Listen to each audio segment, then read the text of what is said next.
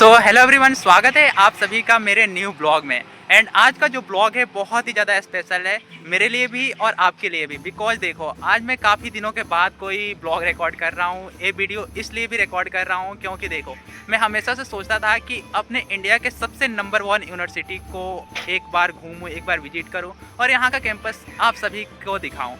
But था क्या कि मेरा हमेशा से ड्रीम था कि इस यूनिवर्सिटी में मुझे पढ़ने का मौका मिले। सो फाइनली वो सपना मेरा पूरा हो गया। अभी मुझे यहाँ पर पॉलिटिकल साइंस का कोर्स ऑफर हुआ है। So after getting the admission मैं यहाँ का जो है कैंपस अभी घूमूंगा एंड आप लोगों को भी दिखाऊंगा कि कैसा है यहाँ का कैंपस। एंड सच बताऊँ तो इसका कैंपस जहाँ तक अभी मैंने देखा, अंदर आया तो मुझे बहुत ही ज़्यादा वाइब्रेंट, बहुत ही ज़्यादा खूबसूरत लगा। सो चलिए शुरू करते हैं आज की इस ब्लॉग को। और उससे पहले मैं आप सभी को मिलवाता हूँ अपने एक बहुत ही ज़्यादा खास दोस्त से। ये है निखिल जी। निखिल जी, बताइए अपने बारे में कुछ। तो मेरा नाम निखिल है और मैं यहाँ CHS में हिस्ट्री में पढ़ता हूँ, सेकेंड ईयर में अभी हूँ। तो हाँ, JNU काफ़ी खूबसूरत है। यहाँ का प्राकृतिक पेड़ पौधे और यहाँ का माहौल सारा चीज़ आपको जोड़ेगा। बेसिकली यहाँ पर सब कुछ ही खूबसूरत है, जो भी आप देखोगे बहुत ही ज़्यादा खूबसूरत है। और अपने निखिल भैया भी बहुत ही ज़्यादा स्मार्ट है, तो देखिए तैयार होकर पूरा आ रखे हैं। दरअसल हम लोग का घूमने का प्लान है, तो इसलिए मैं तैयार हो गया हूँ। और मैं JNU के लिए एक शब्द बोलूँगा कि JNU एक यूनिवर्सिटी ही नहीं, एक लाइफ स्टाइल है। ये पूरे लाइफ का एक अलग एक्सपीरियंस देता है। तो आप उस तरीके से हम तो JNU को उस तरीके से देखते हैं। तो देखते हैं आने वाले 2 सालों में मुझे कैसा एक्सपीरियंस मिलता है। निखिल भाई का 1 साल पूरा हो चुका है एंड ये हिस्ट्री से है, काफ़ी मतलब समझ लीजिए कि पढ़ने वाले बच्चे हैं, है ना निखिल भाई? नहीं, ऐसा कुछ नहीं है। तो सबको लगता है नया-नया में। बाकी यहाँ जो भी लोग आते हैं, एक अच्छा माहौल है। दे आर वेरी इंटेलेक्चुअल, मतलब यहाँ पर आप जिससे भी बात करोगे बहुत ही ज़्यादा सब इंटेलेक्चुअल है और काफ़ी कुछ सीखने को मिलता है। सो ज़्यादा बोर ना करते हुए चलिए आपको कैंपस घुमाते हैं। कैंपस हम भी घूमते हैं थोड़ा। So this is the T point of this university. इसको यहाँ का टी पॉइंट बोलते हैं, कंफ्यूज मत होना। यहाँ पर चाय की कोई दुकान नहीं दिखेगी आपको, बट ये बहुत ही इंपॉर्टेंट लोकेशन है बिकॉज यहीं से हम आज का सफ़र अपना शुरू करने वाले हैं। और सामने आपको 3 रास्ते दिख रहे होंगे, अलग अलग जगह पे जाते हैं। And that's the bus station. यहाँ पर बसेज रुकती है। आपको JNU का कैंपस जब भी आना हो तो यहाँ पर कई सारी बसेज भी आती है, तो उससे भी आप आ सकते हो। एंड देन ये पूरा रोड आपको बहुत दूर तक देखने को मिलेगा। अभी इस JNU के कैंपस में बारिश का पूरा माहौल हो रखा है। यहाँ पर आपको शायद दिख भी रहा हो कैमरे में कि मतलब बारिश आ रही है हल्की सी। निखिल भाई, क्या कहोगे आप? तो मैं यही कहूँगा कि जैसे आप आए हैं तो आपका स्वागत, वेलकम भी नेचर कर रहा है। बहुत बहुत धन्यवाद। मैं तो कर ही रहा हूँ, उसके साथ साथ नेचर कर रहा है, पूरा JNU कर रहा है। तो आगे आपको 2 रास्ते दिख रहे होंगे, दोनों रास्ते की अपनी अलग अलग मंजिल है। तो अगर आपको कैंपस के और अंदर जाना हो और सारी चीज़ों को देखना हो, जैसे कि यहाँ पर बहुत सारी बिल्डिंग्स है, SSS1, SSS2, तो आप इधर से जा सकते हो। एंड देन अगर आपको एडमिनिस्ट्रेशन जाना हो तो जस्ट इसके पास में ही एडमिनिस्ट्रेशन है, जहाँ पर सारी प्रशासनिक प्रक्रियाएँ पूरी होती है। तो दूर पर आपको एक बिल्डिंग नज़र आ रही होगी, थोड़े दूर पर, वो है अपना एडमिनिस्ट्रेशन का बिल्डिंग। और इसके दोनों तरफ कुछ खास प्रतिमाएं बनी हुई है जिसके बारे में अभी हम बात करते हैं।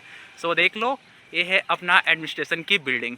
और सबसे बड़ी बात मैं आपको एक खास चीज़ बताता हूँ कि इसके 100 मीटर के दायरे में प्रोटेस्ट अलाउड नहीं है ना निखिल भाई? हाँ। सो देख सकते हो यहाँ पर नोटिस लगी है कि इसके 100 मीटर के अंदर आप प्रोटेस्ट वगैरह नहीं कर सकते। हाँ तो निखिल भाई, बहुत ही ज़्यादा इंटरेस्टिंग यहाँ पर लग रहा है कि आप देखते होगे जो भी यहाँ पर JNU का है कि यहाँ पर हमेशा प्रोटेस्ट वगैरह होते रहते हैं। सो इस वजह से यहाँ पर काफ़ी ज़्यादा सुरक्षा बढ़ती जाती है। एंड निखिल भाई, कुछ और भी बताओ यहाँ के बारे में कुछ। तो मैं 2 चीज़ें बताऊंगा एडमिनिस्ट्रेटिव बिल्डिंग के बारे में। पहला ये कि यहाँ जब आप एडमिशन लेने आएंगे तो यहाँ जो डॉक्यूमेंट वेरिफिकेशन के रिगार्डिंग जो प्रोसेस होते हैं, उसमें से कुछ प्रोसेस यहाँ पर होते हैं। MCM मिलने का भी प्रोसेस इसी बिल्डिंग में होता है। तो एडमिनिस्ट्रेटिव में बहुत सारे प्रोसेस होते हैं। एंड आप एडमिशन के डे ही आओगे तो इससे भली भांति परिचित हो जाओगे। And one another interesting facts about our administrative building कि सामने इसके हम जहाँ खड़े हैं उनके जस्ट सामने पंडित नेहरू का स्टैचू है और उनके जस्ट सामने विवेकानंद जी का स्टैचू है। तो ये मुझे काफ़ी अच्छा लगता है। और बीच में बहुत सारे पेड़, अमलतास का पेड़, बहुत सारे पेड़ बीच में। शाम को जब आओगे तो यहाँ पे बच्चे खेलते हुए नज़र आते हैं। जो लाइब्रेरी से आते हुए जाते हुए जब आप देखोगे तो बहुत ही ज़्यादा अच्छा लगता है। So guys, this is the statue of Swami Vivekananda. तो देख सकते हैं कि बहुत ही हाल ही में बना है क्या ये? हाँ, ये हाल ही में बना। तो ये हाल ही में बना है, 12 नवंबर 2020 को शायद इसका इनॉग्रेशन हुआ है। सो रिसेंटली इसका पूरा डेवलपमेंट हुआ है, तो इसके आसपास का एरिया भी बहुत ही ज़्यादा फ्लावर्स वगैरह लग रखे हैं, तो काफ़ी ज़्यादा बेहतर लग रहा है। तो गाइज, अभी हम आ गए हैं पंडित जवाहरलाल नेहरू के जो स्टैचू है, जो प्रतिमा है, उसके सामने। आप लोगों को नहीं दिख रहा होगा, जैसे ही मैं घूमूंगा आप लोगों को बिल्कुल बहुत ही ज़्यादा सुंदर तरीके से, शानदार तरीके से ये स्टैचू देखने को मिल जाएगा। एंड इनके नाम पर ही ये पूरा यूनिवर्सिटी का नामकरण हुआ है। आई थिंक 1960s में जब यूनिवर्सिटी बनी थी, तो इनका ही आइडिया था कि एक ऐसी यूनिवर्सिटी बनाई जाए जहाँ पर एक अच्छा ऐसा वातावरण हो, जहाँ पर फ्रीली तरीके से लोग सोच सके, स्वतंत्रता पूर्वक अपने विचारों को रख सके। और स्टैचू तो आपको मैंने दिखाया, लेकिन एक चीज़ जो मैं अभी आपको नहीं दिखाऊंगा वो रहा ए। इसको आप लोग कभी यहाँ पर आना तो इसको पढ़ना, काफ़ी ज़्यादा इंस्पिरेशनल जो पूरा आइडिया है। सच बताऊँ तो मुझे बहुत ही ज़्यादा खुशी मिल रही है इस वीडियो को शूट करते हुए, बिकॉज कि आप समझ सकते हो कि जब कोई चीज़ किसी का ड्रीम हो और उसको वो अचीव हो जाए तो कितनी खुशी मिलती है। उतना ही खुशी अभी मुझे भी मिल रहा है। एंड जब भी प्रिपरेशन के दौरान कभी कभी ऐसा लगता था कि क्या होगा क्या नहीं होगा, तो हमेशा इसी कैंपस का ख्याल आता था कि थोड़ा और पढ़ लेते हैं। और आज जब यहाँ पर हूँ तो लिटरली बहुत ही ज़्यादा अच्छा फील हो रहा है। सो ऐसे तो आप लोगों ने काफ़ी कुछ सुन रखा होगा इस यूनिवर्सिटी के बारे में, काफ़ी कुछ हमारे जो मुख्य धारा के समाचार है, जो न्यूज़ चैनल्स है, जो सोशल मीडिया है, वहाँ पर काफ़ी कुछ प्रसारित होता रहता है, काफ़ी कुछ चीज़ें बताई जाती है। लेकिन मैं आपको इतना ज़रूर यकीन दिला सकता हूँ ना कि जो एक्चुअल में जेएनयू का कैंपस है, जो एक्चुअल में जेएनयू का एक्सपीरियंस आपको मिलेगा ना, वो उससे बहुत ही ज़्यादा अलग होगा। अक्सर हम कुछ खबरों की वजह से एक अपने मन में छवि गढ़ लेते हैं कि ये जगह ऐसी होगी, ये इंसान ऐसा होगा। बट जब हम सच में उस इंसान को जानते हैं, उस जगह को जानते हैं, तो बहुत हद तक संभावना होती है कि जो हमारी पहले की एक छवि हमने गढ़ रखी है वो झूठी हो। है कि नहीं निखिल भाई?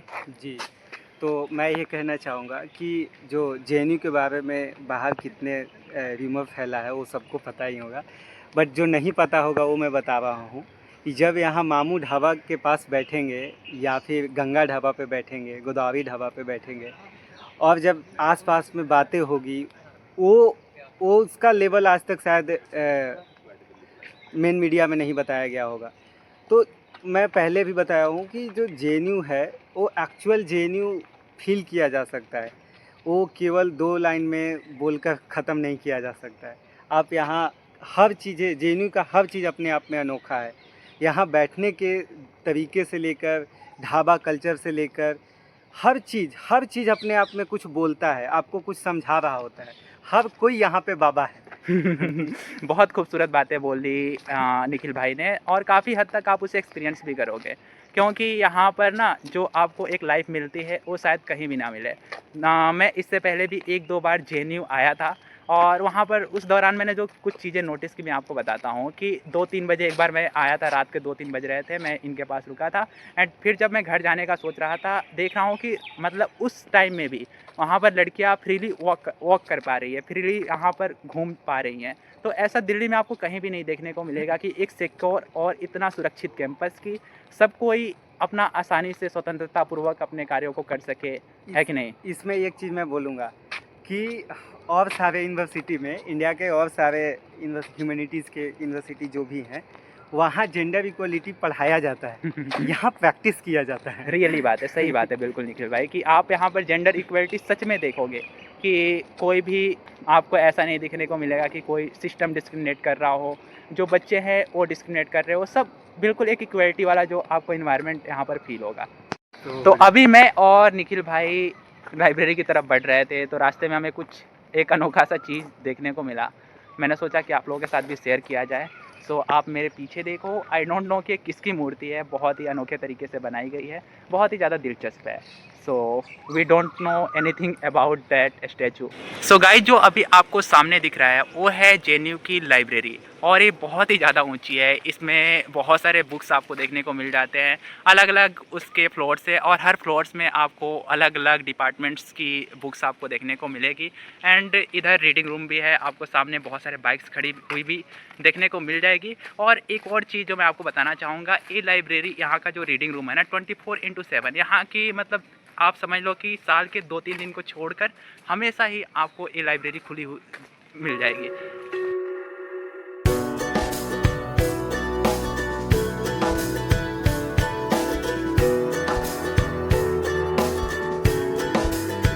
सो गाइज, अभी हम लाइब्रेरी के जस्ट सामने खड़े थे, और इस लाइब्रेरी का नाम है डॉक्टर BR अम्बेडकर लाइब्रेरी। और बहुत ही बड़ी लाइब्रेरी है, बहुत ही ज़्यादा सुंदर लाइब्रेरी है। एंड और कुछ बताना चाहो निखिल भाई आप? जी, ये लाइब्रेरी अपने आप में एक सिंबॉलिक मैसेज है, सिंबॉलिक रिप्रेजेंटेशन है पूरे जेएनयू का, कि जेएनयू की सबसे ऊंची बिल्डिंग लाइब्रेरी की बिल्डिंग है। और ये अपने आप में एक सिंबॉलिक मैसेज है कि जिस दिन इस लाइब्रेरी सबसे ऊंची रहेगी उस दिन जेएनयू जिंदा रहेगा, जिस दिन एडमिनिस्ट्रेटिव की बिल्डिंग ऊंची हो जाएगी उस दिन जेएनयू ख़त्म हो जाएगा। So this is the core point of JNU, core idea of JNU, कि यहाँ पर सबसे ज़्यादा इंपॉर्टेंस किसी चीज़ को दिया जाता है तो है नॉलेज को। यहाँ पर नॉलेज सबसे पहली प्रायोरिटी है, ना कि कोई आप कह सकते हो कि किसी भी चीज़ का इंटरफेरेंस। अभी मैं SSS2 के सामने खड़ा हूँ, और ये जो स्कूल है, स्कूल ऑफ सोशल साइंस से जो मेरा पॉलिटिकल साइंस डिपार्टमेंट है ना, वो भी इसी बिल्डिंग के अंदर है। और पीछे आपको बहुत सारे पेंटिंग्स भी देखने को मिल रहे होंगे, उसके बारे में मैं आपको बताता हूँ। बहुत ही ज़्यादा चीज़ें आपको दिख जाएगी पेंटिंग्स में। सो चलिए उसको देखते हैं। सो जेएनयू की सबसे इंटरेस्टिंग मुझे कुछ लगता है ना, तो पेंटिंग्स लगते हैं। यहाँ पर ना आपको हर आइडियोलॉजी के, हर विचार के पेंटिंग्स देखने को मिलते हैं, और सारी पेंटिंग्स अपने आप में कोई ना कोई कहानी कहती है, कोई ना कोई अपने जो विचार है वो व्यक्त करती है। यहाँ पर आप देख पा रहे होंगे कि अलग अलग पेंटिंग्स है, महात्मा गांधी का बना हुआ है, यहाँ पर अलग अलग लोगों के पेंटिंग्स बने हुए हैं, भीमराव अंबेडकर जी की पेंटिंग्स है। और सारे पेंटिंग्स ना अपने आप में कुछ ना कुछ उनकी अभिव्यक्ति है, कुछ ना कुछ उनका एक एक्सप्रेशन है।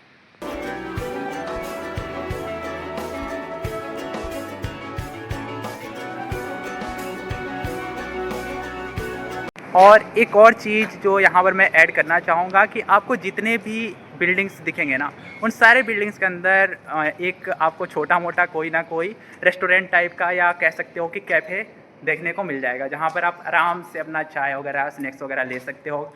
जब भी क्लासेस से रिफ्रेश करने का मूड हो, आप आओ और यहाँ पर आराम से कुछ भी नाश्ता वगैरह कर सकते हो। So this is the inside view of SSS1। यहाँ पर आपको बेंचेस भी देखने को मिलेंगे, बिकॉज कि यहाँ पर सामने ही एक कैफ़े टाइप का है। वहाँ से स्नैक्स वगैरह लेने के बाद यहाँ पर आराम से स्टूडेंट्स वगैरह बैठकर अपने बातचीत जो भी चीज़ें होती है वो करते हैं। संडे है तो पूरा खाली खाली सा है, आपको कुछ नहीं देखने को मिलेगा सिवाय इनके।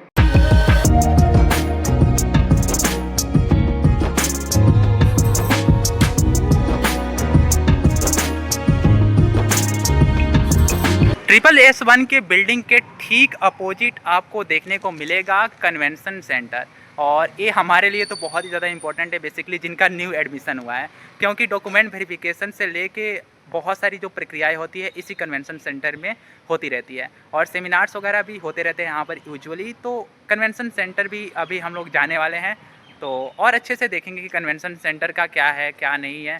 जहाँ तक मैं ऑब्जर्व पा रहा हूँ दूर से, कि वहाँ पर अभी भी कुछ टेंट वेंट लग रखा है। सो इवेंट्स वगैरह यहाँ पर हमेशा होते रहते हैं।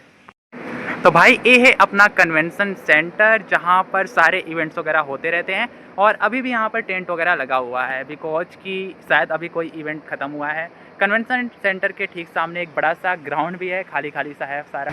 भाई सच बताऊँ तो यहाँ पर खाने बहुत ही मज़ेदार है, चाहे हॉस्टल का भी खाना मैंने टेस्ट वगैरह किया तो अच्छा लगा खाना।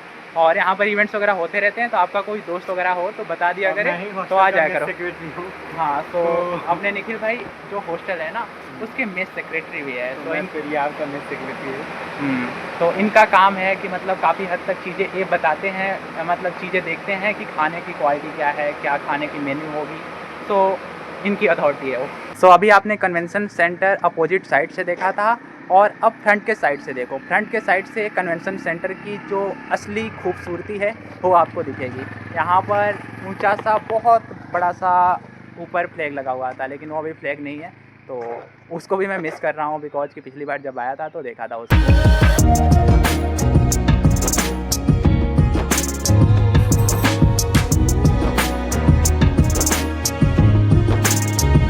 तो निखिल भाई मुझे ये बताओ कि अगर कोई पूरा जेएनयू घूमना चाहे तो उसे कितना टाइम निकाल कर आना पड़ेगा? बहुत ज़्यादा टाइम लगाना पड़ेगा क्योंकि जेएनयू बहुत बड़ा है। आप अब पूरा घूम चुके हो? नहीं, मैं अभी पूरा नहीं घूमा हूँ। तो निखिल भाई बता रहे थे कि अभी तक इन्होंने मात्र 30% के आसपास के हिस्से को अच्छे से घुमा है। ट्रस्ट मी गाइस, जेएनयू बहुत ही ज़्यादा बड़ा है और यहाँ पर ढेर सारे लोकेशन है। अगर आप घूमोगे तो हमेशा कोई ना कोई न्यू लोकेशन मिलेगा। काफ़ी अच्छी फीलिंग आती है कि आप हमेशा कुछ ना कुछ एक्सप्लोर करने को होता है यहाँ पर। सो गाइज, ASIS की बिल्डिंग है। ASIS जिनको नहीं पता, school of international studies. So one of the prestigious school है यहाँ का, और इसकी भी एक दो बिल्डिंग है ना। सो गाइज, अभी मैं जेएनयू 2-3 बार पहले भी आ चुका हूँ, फिर भी मैं ना कई बार भूल जाता हूँ कि अभी मैं कहाँ पर हूँ। जैसा अभी हुआ कि मुझे बिल्कुल भी आइडिया नहीं था ना कि अभी मैं जिस जगह पर हूँ कौन सी जगह है। सो ऐसे में मुझे गूगल मैप्स का सहारा लेना पड़ता है, बट मैं कभी बोर नहीं होता बिकॉज कि हमेशा कुछ ना कुछ यूनिक और नया ही देखने को मिलता है। सो कौन बोर होगा यार। तो देख लो गाइज, ये स्कूल ऑफ लैंग्वेजेस है। किसी को यहाँ पर एडमिशन मिले तो बहुत ही आसानी से आ सकता है। इसके पास में ही लाइब्रेरी वगैरह भी है, तो दूसरे रास्ते से आओगे पूरा घूमकर लाइब्रेरी वगैरह कहीं से कहीं भी पहुंच सकते हो। अगर आप कभी जेएनयू आओ तो ये सोचकर बिल्कुल मत आना कि केवल जेएनयू ही देखोगे। यहाँ पर आपको पहाड़ भी देखने को मिलेंगे हर जगह, मतलब थोड़ी ऊंची ऊंची सी पहाड़ों की हिल्स नज़र आ जाएगी बिकॉज ये पूरा जो एरिया है ना अरावली के हिल्स में आता है, अरावली के रेंज में आता है। सो हर जगह आपको थोड़ी बहुत हिल्स टाइप का देखने को मिलेगा। सो बहुत ही ज़्यादा इंटरेस्टिंग लगता है। सो गाइज, अभी हम जा रहे हैं दिल्ली में अरावली के सबसे हाईएस्ट पीक पर। कौन सी जगह है निखिल भाई वो? PSR, पार्थ हाँ। सारथी चट्टान। तो उसको PSR बोलते हैं। आप लोगों ने पहले भी देखा होगा, तो फिर से देख लेना यार, क्या दिक्कत है है कि नहीं। इंटरेस्टिंग जगह है। और इसके जस्ट अपोजिट में एक इंटरेस्टिंग सा बोर्ड लगा हुआ है जहाँ पे पॉल्यूशन, एयर कंडीशन एंड सारी चीज़ें DPCC के थ्रू दिखाई जाती है। ये रहा बोर्ड। तो देखिए गाइज, ये रहा वो बोर्ड जिसकी बात निखिल भाई कर रहे थे। यहाँ पर DPCC के द्वारा एक पोल्यूशन मॉनिटरिंग पूरा सिस्टम लगा हुआ है। सो यहाँ से हम एंटर करेंगे PSR के अंदर। सो चलिए चलते हैं अंदर की तरफ। बहुत लंबा सा रास्ता है, फिर उसके बाद से थोड़ी सी ऊंचाई पर वो पूरा पत्थरों का एक ढेर कह सकते हैं। तो निखिल भाई एक बात मेरे को बताइए कि ये जो आप बोल रहे हो PSR, इसका मतलब क्या है? कुछ बताओ इसके हिस्ट्री वगैरह। जी, तो PSR इट मीन्स पार्थ सारथी। तो पार्थ सारथी जो जेएनयू के VC थे उनके नाम पे ये नाम पड़ा हुआ है। हाँ, तो कोई वाइस चांसलर थे इससे पहले जेएनयू के, तो उनके नाम पर ये पूरे रॉक्स का नामकरण किया गया है। और जो अपने निखिल भाई है, हिस्ट्री के बहुत ही ज़्यादा होनहार स्कॉलर हैं। सो इनको सारी हिस्ट्री पता रहता है, तो जब भी मेरे को कहीं आवश्यकता होती है तो मैं इनका ही सहारा लेता हूँ इस चीज़ के लिए। है कि नहीं निखिल भाई? नहीं, ये ऐसे ही ऐड किया गया है। नहीं, सच्चाई है इसमें। सो सामने देखो, यहाँ पर है और पूरे रॉक्स का ढेर। कुछ लोग भी ऊपर बैठे हुए हैं। तो यूजुअली वहाँ पर आपको हमेशा ही कुछ लोग दिखने को मिल जाएंगे बिकॉज कि यूजुअली यहाँ पर जब भी लोगों को घूमना होता है, थोड़ा सा अपना स्ट्रेस रिलीज करना होता है, तो घूमने के लिए यहाँ पर लोग आ जाते हैं। मैं सच बताऊं तो निखिल भाई, मुझे ऐसा लग रहा है ना कि मैं किसी हिल स्टेशन पर हूँ और कहीं पर कैंपेन वगैरह, ट्रैकिंग वगैरह करने के लिए आया हुआ हूँ। तो आप लोग सोचो कि किसी यूनिवर्सिटी के अंदर इतनी सारी चीज़ें आपको महसूस हो, तो आप क्यों ना बोलोगे कि वो यूनिवर्सिटी सबसे अच्छी यूनिवर्सिटी है। No doubt JNU is best university of India. है कि नहीं निखिल भाई? जी बिल्कुल। और मुझे सबसे अच्छा लगता है जेएनयू की ग्रीनरी। आप एक बार कैमरा घुमा कर देख लीजिए, चारों तरफ जहाँ भी जाओगे केवल हरियाली हरियाली दिखाई देगा। और मेरे लिए सबसे सुंदर यही है। तो मैं जेएनयू का सबसे खासियत में से एक बताऊंगा कि हर देश में एक ऐसा यूनिवर्सिटी, देश में हर यूनिवर्सिटी को ऐसा होना चाहिए जहाँ पर ग्रीनरी बहुत ज़्यादा हो, ताकि बच्चे शांति से अध्ययन कर सके।